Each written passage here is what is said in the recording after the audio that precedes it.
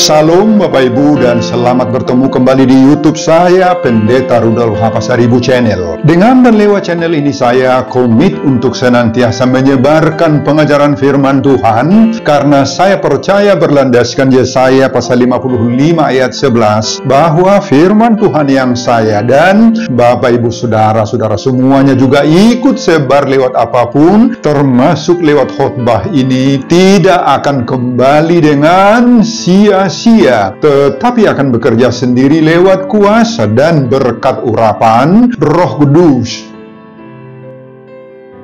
Mari Bapak Ibu saudara-saudara semuanya, saya ajak membantu saya menyebarkan pengajaran firman Tuhan, khotbah di pertanggihan Minggu Okuli. Okuli artinya mataku tetap terarah kepada Tuhan, didasarkan pada Mazmur 25 ayat 15a. 23 Maret 2025 terambil dari kitab Yesaya pasal 55 ayat 1-9 dan bacaan dari Injil Lukas pasal 13 ayat 1-5, diikat oleh topik atau tema bertobat agar tidak binasa. Dalam bahasa Batak Toba dituliskan paubaroha asaunang mago. Saya baca untuk kita, simaklah pembacaan firman Tuhan berikut ini. Judul perikop Yesaya pasal 55 ayat 1-13, seruan untuk turut serta dalam keselamatan yang dari Tuhan. Khotbah kita dari ayat 1-9. Ayo, hai semua orang yang haus, marilah dan minumlah air, dan hai orang yang tidak mempunyai uang, marilah, terimalah gandum tanpa uang pembeli, dan makanlah juga anggur dan susu tanpa bayaran. Mengapa kamu belanjakan uang untuk sesuatu yang bukan roti, dan upah jerih payahmu untuk sesuatu yang tidak mengenyangkan? Dengarkanlah aku, maka kamu akan memakan yang baik, dan kamu akan menikmati sajian yang paling lezat. Sedengkanlah telingamu dan datanglah kepadaku, dengarkanlah, maka kamu akan hidup. Aku hendak mengikat perjanjian abadi dengan kamu, menurut kasih setia yang teguh yang kujanjikan kepada Daud. Sesungguhnya aku telah menetapkan dia menjadi saksi bagi bangsa-bangsa, menjadi seorang raja dan pemerintah bagi suku-suku bangsa. Sesungguhnya engkau akan memanggil bangsa yang tidak kau kenal, dan bangsa yang tidak mengenal engkau akan berlari kepadamu, oleh karena Tuhan Allahmu dan karena yang Maha Kudus Allah Israel yang mengagungkan engkau. Carilah Tuhan selama ia berkenan ditemui, berserulah kepadanya selama ia dekat. Baiklah orang fasik meninggalkan jalannya, dan orang jahat meninggalkan rancangannya. Baiklah ia kembali kepada Tuhan, maka dia akan mengasihaninya, dan kepada Allah kita, sebab ia memberi pengampunan dengan limpahnya. Sebab rancanganku bukanlah rancanganmu, dan jalanmu bukanlah jalanku. Demikianlah firman Tuhan. Seperti tingginya langit dari bumi, demikianlah tingginya jalanku dari jalanmu, dan rancanganku dari rancanganmu. Nah, Bapak Ibu dan saudara-saudara, demikianlah nats khotbah kita di ibadah pertanggihan Minggu Okuli. Sekali lagi, Okuli berarti mataku tetap terarah kepada Tuhan. Didasarkan pada Mazmur pasal 25 ayat 15a, 23 Maret 2025, di bawah tema bertobat agar tidak binasa. Paubaroha sonang mago. Khotbah ini mendorong Israel saat itu dan kita saat ini juga agar mau merubah perilaku dan mau bertobat. Saudara, sebelum kita memasuki konteks dan kehidupan bangsa Israel, khususnya Yehuda, yakni Israel Selatan, sebagaimana dalam khotbah ini, perlu kita memahami terlebih dahulu secara umum kandungan kitab Yesaya ini secara keseluruhan. Keseluruhan kitab Yesaya sebanyak 66 pasal ini dapat kita bagi atas 3 bagian besar, yakni Yesaya pertama yang sering disebut Proto Yesaya dari pasal 1-39 membicarakan keadaan Israel sebelum pembuangan Babel. Yesaya kedua atau Deutero Yesaya dari pasal 40 sampai dengan pasal 55 5 membicarakan keadaan Israel saat menderita, mendekam di pembuangan Babel yang berlangsung 70 tahun lamanya. Dan Yesaya ketiga atau Trito Yesaya dari pasal 56 sampai 66 membicarakan keadaan Israel sesudah kembali dari pembuangan Babel sekitar tahun 538 sebelum Masehi. Saudara, khotbah kita dari pasal 55 jadi tergolong pada Deutro Yesaya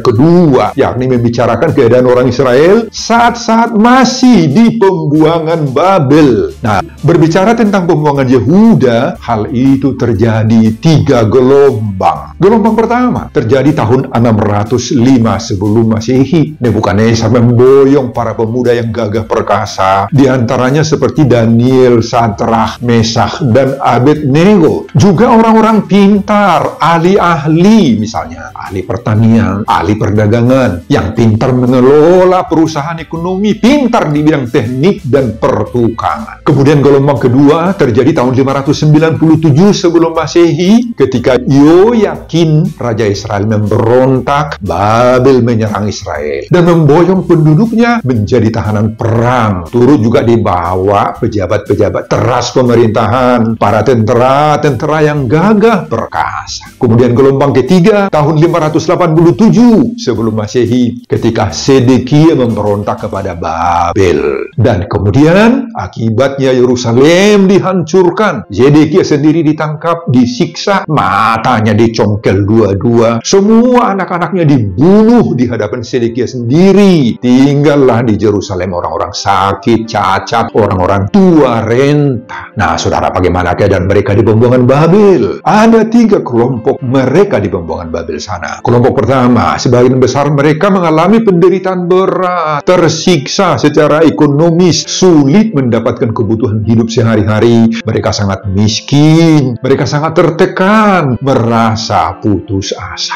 Kemudian ada kelompok kedua, banyak juga dari antara orang Israel yang dibuang itu yang diangkat, dipekerjakan sebagai pegawai, sebagai pekerja negara atau pejabat pemerintahan, karena memang mereka memiliki bakat, ada keahlian atau keterampilan tertentu. Dan kelompok ketiga, banyak dari antara yang terbuang itu juga menjadi kaya. Tetapi setelah kaya, mereka mengalami pergeseran, surut kendor dalam iman, dalam kerohanian, dalam agama. Mereka beralih ke agama lain, melakukan penyembahan-penyembahan berhala yang biasa dilakukan masyarakat setempat. Oh, saudara, dalam keadaan yang demikianlah Yesaya diutus Tuhan untuk menyuarakan berita sukacita, menumbuhkan pengharapan mereka, memberi semangat agar tidak putus asa, dan mengingatkan orang-orang yang sudah kaya agar tidak melupakan Tuhan, tidak menjadi sombong oleh harta yang mereka miliki itu. Khusus pada pasal 55 khotbah kita, Yesaya mengarahkan semua kalangan, orang-orang miskin yang menderita, orang-orang yang mengalami berbagai-bagai kesulitan hidup, orang kaya juga, orang jahat, orang fasik yang sudah meninggalkan Tuhan. Apa kata Yesaya? Pada ayat 1, ayo, hai semua orang yang haus, marilah dan minumlah air. Dan hai orang yang tidak mempunyai uang, marilah, terimalah gandum tanpa uang pembeli, dan makanlah juga anggur dan susu tanpa bayaran. Nah, Yesaya melihat orang Israel itu begitu tertindas seperti orang-orang haus, lapar, tanpa uang, kekurangan dalam segala hal. Mereka itu sudah seperti tanah gersang yang butuh air, butuh hujan, butuh embun. Pada ayat 2 Yesaya menegur orang-orang kaya yang punya duit tetapi sudah sombong. Mengapa kamu belanjakan uang untuk sesuatu yang bukan roti, dan upah jerih payahmu untuk sesuatu yang tidak mengenyangkan? Kemudian pada ayat 3-5, Yesaya menghimbau mereka semua, sedengkanlah telingamu dan datanglah kepadaku, dengarkanlah. Pada ayat 6, Yesaya juga mengatakan, carilah Tuhan selama ia berkenan ditemui, berserulah kepadanya selama ia dekat. Dan pada ayat 7, baiklah orang fasik meninggalkan jalannya dan orang jahat meninggalkan rancangannya, baiklah ia kembali kepada Tuhan. Dan ayat 8-9 terakhir, terakhir, Yesaya menyadarkan orang yang menderita itu ada rancangan Allah yang terbaik, yang tidak bisa dimengerti, dipahami oleh manusia. Seperti tingginya langit dari bumi, seperti itulah bedanya pikiran manusia dari pikiran Allah. Nah, lewat pengalaman Yehuda ini, kepada kita sekarang diserukan oleh topik Minggu Okuli, bertobat agar tidak binasa. Saudara, itulah isi keseluruhan khotbah kita di pertengahan Minggu Okuli 23 Maret 2025, diikat oleh topik bertobat agar tidak binasa. Apa pengajaran Tuhan bagi kita dari khotbah ini? Pengajaran pertama, datanglah pada Tuhan. Kita semua diundang menerima berkat-Nya. Ayat 1. Saudara, dalam ayat 1 khotbah ini saya menyerukan kepada umat Yehuda di pembuangan Babel itu agar datang kepada Tuhan untuk mendapatkan air minum dan gandum, bahkan mendapatkan anggur serta susu tanpa bayaran. Saudara, umat Israel yang berada di pembuangan Babel itu digambarkan dalam kondisi lapar, haus, tetapi bukan lapar secara jasmani, melainkan lapar secara rohani. Jiwa-jiwa yang lapar dahaga di sini menggambarkan tidak ada lagi damai sejahtera, tidak ada lagi sukacita, tidak ada lagi kepastian keselamatan. Mereka sangat tertindas dan tanpa pengharapan. Nah, Bapak Ibu, seperti makanan dan minuman adalah merupakan kebutuhan dasar manusia, toh. Nah, demikianlah Israel saat ini butuh makanan, butuh minuman, butuh keselamatan, butuh damai sejahtera.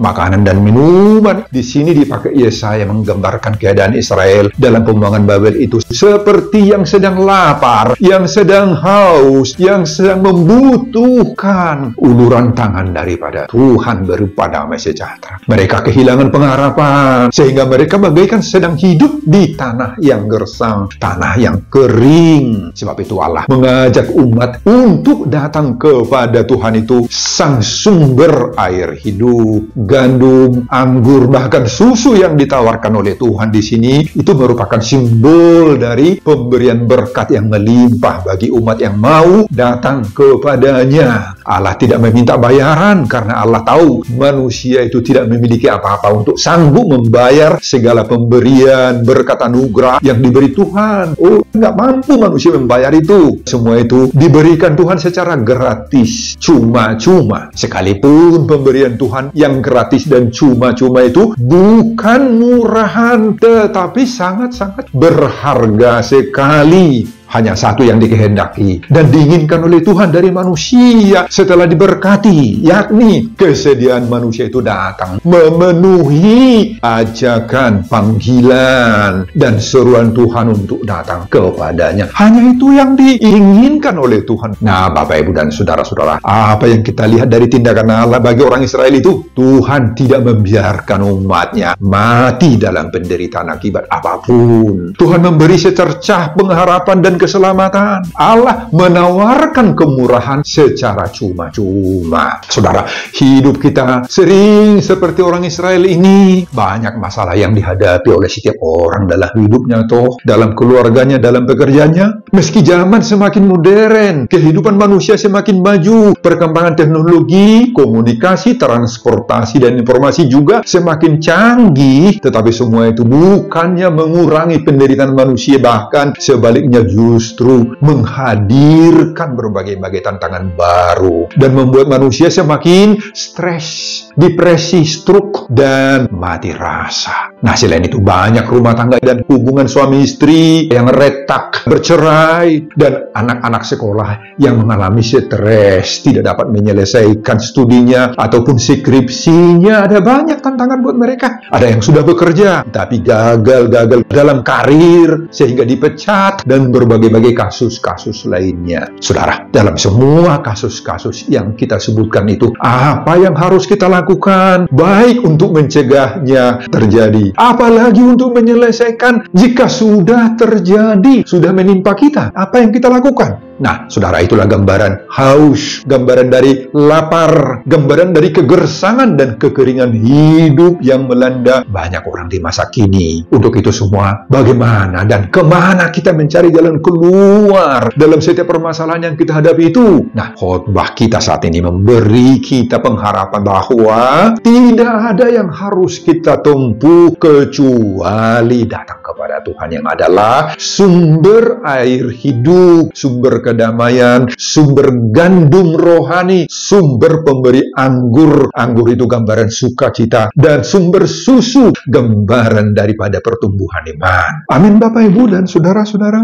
Pengajaran kedua, hindarilah kehidupan yang sia-sia, ayat 2. Nah, Tuhan melihat dan memandang bahwa kehidupan banyak orang Israel di pembuangan Babel itu sudah jatuh kepada hal yang sia-sia, sebagaimana ayat 2. Nah, di sana ditulis, mengapakah kamu belanjakan uang untuk sesuatu yang bukan roti, dan upah jerih payahmu untuk sesuatu yang tidak mengenyangkan. Nah, saudara, sebutan membelanjakan uang untuk sesuatu yang bukan roti itu merupakan gambaran bahwa manusia sudah mencari hal-hal yang tidak lagi esensial dalam hidupnya, tidak lagi menggunakan uang atau pendapatan atau berkat-berkat yang diterima dari Tuhan itu untuk hal-hal yang tidak terlalu butuh lagi bagi manusia. Saudara, apa yang hendak ditekankan oleh Tuhan lewat Yesaya dalam khotbah ini bagi kita untuk kita perhatikan saat ini, Bapak Ibu? Nah, pertama, uang yang kita miliki sebagai hasil dari jerih payah kita itu semuanya adalah berkat-berkat Tuhan. Ini harus kita sadari dan bahkan kita syukuri. Oleh karena itu, gunakanlah itu semuanya untuk hal-hal yang berguna, yang bermanfaat, untuk mendukung keperluan hidupmu, kebutuhan keluargamu,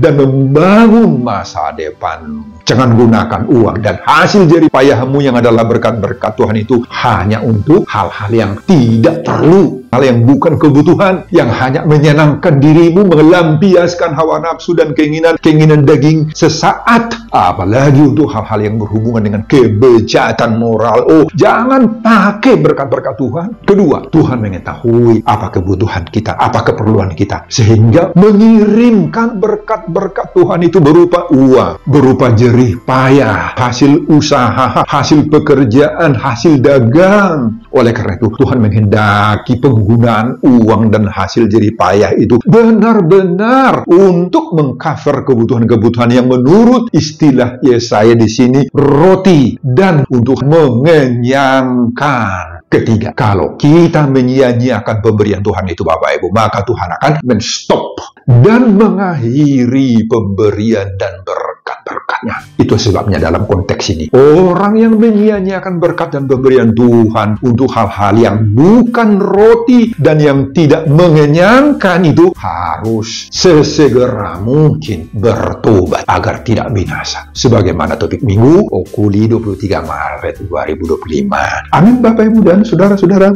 Pengajaran ketiga, kita diajak mencari Tuhan dan meninggalkan kefasikan. Ayat 6 dan 7. Nah, kata Ibrani yang dipakai di sini adalah daras. Artinya mencari, berusaha, menemukan sampai dapat, bersungguh-sungguh sampai ketemu, tidak mau berhenti mencari sebelum dapat. Nah, saudara, biasanya yang dicari-cari orang adalah sesuatu yang paling mahal tuh, yang berharga atau yang bernilai tinggi, baik secara material maupun non-material. Itu yang dicari orang. Orang akan meninggalkan segala sesuatu, biarpun itu mahal, untuk mencari atau mendapatkan yang lebih mahal. Apalagi yang termahal. Saudara, apa yang termahal bagi saudara sendiri, bagi kita sendiri saat ini? Mungkin bagi sebagian orang, maka yang termahal adalah harta, uang. Bagi sebagian yang lain, yang lebih mahal atau yang termahal itu bisa saja mungkin pendidikan tinggi, gelar akademis, memiliki pangkat atau jabatan-jabatan tertentu. Nah, Bapak Ibu, bagi Yesaya, yang termahal itu adalah carilah Tuhan. Itu yang termahal. Mencari Tuhan bagi orang Israel yang berada di pembuangan Babel itu merupakan wujud pertobatan menurut Yesaya. Sebagian besar orang Israel yang berada di pembuangan Babel itu sudah nggak ada lagi waktu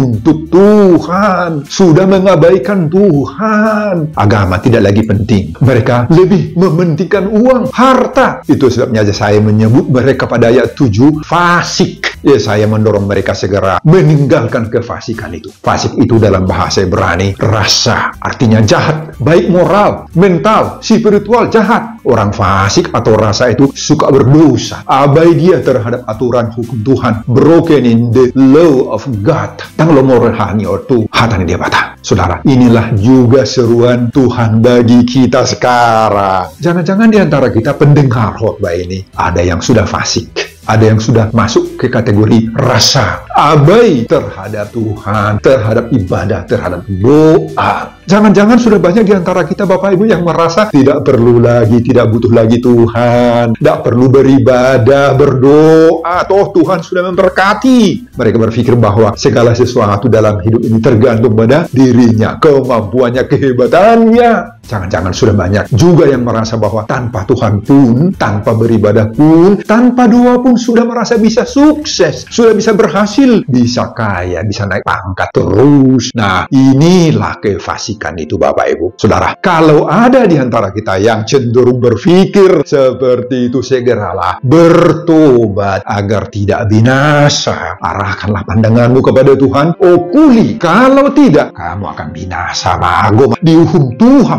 Saudara, kita diminta mencari Tuhan. Bagaimana kita bisa mencari Tuhan? Mencari Tuhan dapat kita wujudkan dengan berbagai cara. Binalah persekutuanmu dengan Tuhan, baik secara pribadi maupun bersama-sama dengan orang lain, yakni dalam praktek berdoa, beribadah, mau membaca Alkitab, mau mendengar khotbah, mau mengikuti pertemuan-pertemuan rohani. Nah, demikian kamu sudah mencari Tuhan. Mencari Tuhan bisa diwujudkan lewat perbuatan-perbuatan baik. Kesudian hati kita menolong orang-orang lemah yang membutuhkan uluran tangan kita, bisa dengan menggunakan berkat-berkat yang diberi oleh Tuhan kepada kita itu untuk hal-hal yang baik. Ingat, Tuhan yang kita cari itu hanya bisa selama Ia dekat, selama kita masih bisa, masih diizinkan oleh Tuhan pada waktunya. Dan karena oleh banyak hal, Tuhan tidak lagi mengizinkan kita berbuat hal-hal baik. Amin Bapak Ibu dan saudara-saudara. Pengajaran keempat, percayai ada rancangan Tuhan yang terbaik dalam hidup kita. Ayat 8. Pada ayat 8 ditulis, sebab rancanganku bukanlah rancanganmu, dan jalanku bukanlah jalanmu. Demikian firman Tuhan. Nah saudara, apa artinya pernyataan ini? Ayat 8 ini memberi petunjuk bagi kita bahwa di atas semua kehendak, keinginan, kerinduan kita, apapun itu, nah ada kehendak Allah, keinginan dan rancangan-rancangan Tuhan. Dan rancangan-rancangan Tuhan itu pasti yang terbaik dari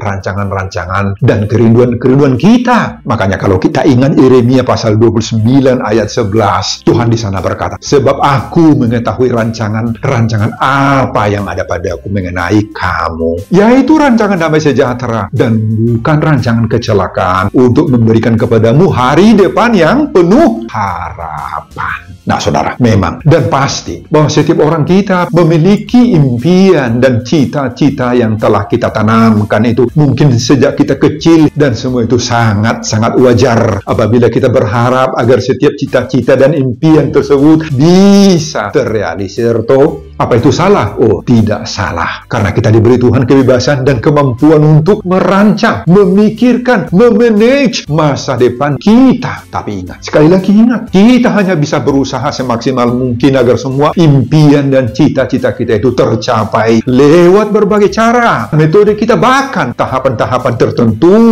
Itulah planning. Dengan menetapkan rencana-rencana dan planning kita, maka kita berharap akan terrealisir. Namun tidak dapat disangkal bahwa kita sering menghadapi berbagai-bagai persoalan dan halangan, rintangan, ganjalan, sehingga planning kita itu terganjal. Berbagai masalah kita hadapi sehingga sering kita stres, kecewa, dan akibatnya menyalahkan semua orang, menyalahkan teman, saudara, menyalahkan orang tua, bahkan menyalahkan Tuhan sendiri. Saudara, khotbah ini menyadarkan kita sekarang, sabarlah, sesuaikanlah rencanamu dengan rencana Tuhan. Tunggu rencana rencana Tuhan yang terbaik. Jika tidak sekarang, besok. Jika tidak besok, bulan depan, tahun depan. Tunggu jadwal yang terbaik daripada Tuhan. Mari kita mengevaluasi diri kita. Jangan kita yang mengajari Tuhan. Apalagi jangan tinggalkan Tuhan. Jangan jadi tidak peduli kita dengan Tuhan, dengan doa, dengan ibadah. Kalau semua impian kita belum terkabul. Jika sempat itu terjadi dalam dirimu. Sekali lagi, bertobatlah agar tidak binasa. Sebagaimana seruan topik Minggu Okuli ini. Bagi Tuhan, tidak ada yang mustahil untuk mengabulkannya. Ingat itu. Sesuaikanlah rencanamu dengan rencana Tuhan. Amin, Bapak Ibu. Pengajaran kelima, rendah hatilah dalam segala hal. Ayat 9. Saudara, pada ayat 9 ditulis, seperti tingginya langit dari bumi, demikianlah tingginya jalanku dari jalanmu, dan rancanganku dari rancanganmu. Apa maksud dari pernyataan Yesaya tentang keberadaan Tuhan? Ada dua. Pertama, bahwa Allah yang kita percaya itu adalah Allah yang tidak ada bandingan. Kata rancangan dalam ayat 8 dan 9 ini dalam bahasa Ibrani ditulis mahasabah. Sekali lagi, mahasabah artinya pikiran, otak, akal budi, kehendak, maksud, program, rencana. Jadi pikiran, rencana, program, dan kehendak Allah itu melebihi pikiran dan kehendak dan program-program manusia. Bapak Ibu, pikiran dan program dan rencana-rencana Allah tidak seperti pikiran dan rencana manusia. Daksongonnya di rohani, na di rohatai, di rohani debata. Nah, mahasabah do debata. Digijang di saluhutna, maha.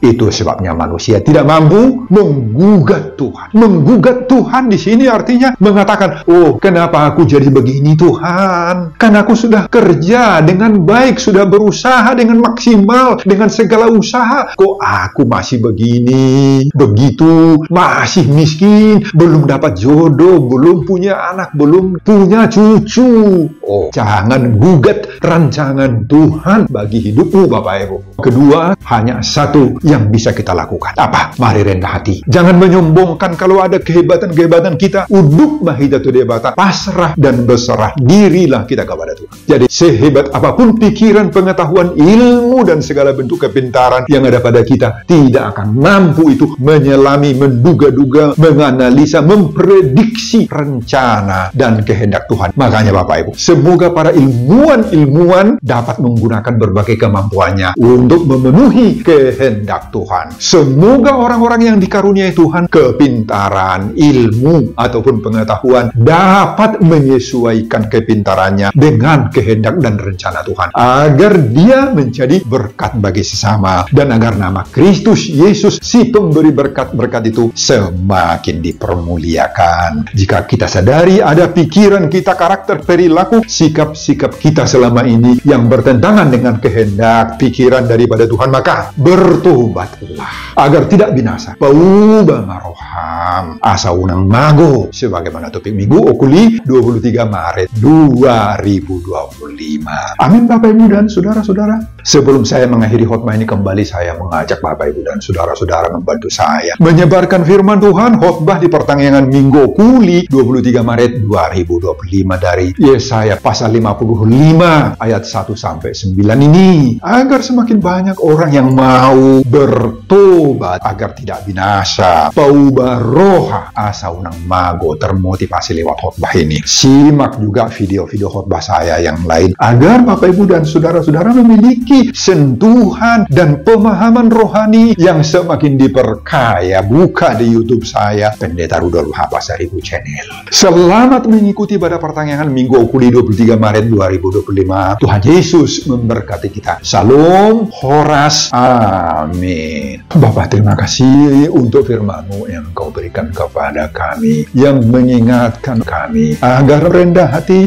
mempercayai Tuhan. Meskipun mengalami tantangan dan pergumulan, biarlah kami senantiasa kuat karena Tuhan membantu, memberkati, dan melindungi kami. Ada banyak cita-cita, keinginan, kerinduan, sihol-sihol nih rohanami yang belum terpenuhi, tetapi di suatu saat Tuhan akan memenuhinya. Berkati hamba-Mu dalam mempersiapkan khotbah-khotbah berikutnya untuk kemuliaan Tuhan. Amin.